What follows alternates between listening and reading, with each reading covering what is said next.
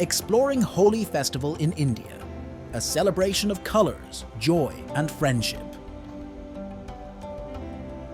The Holi festival in India, also known as the Festival of Colors, is a grand celebration filled with joy and embraces.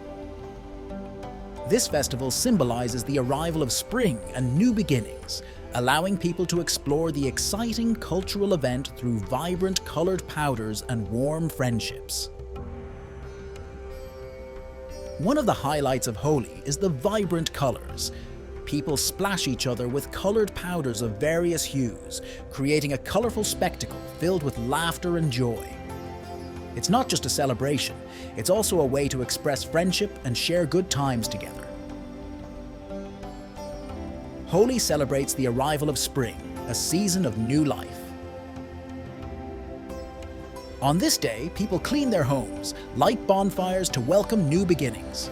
Every household prepares delicious food and sweets to share the joy of the festival with family and friends, celebrating the miracle of life.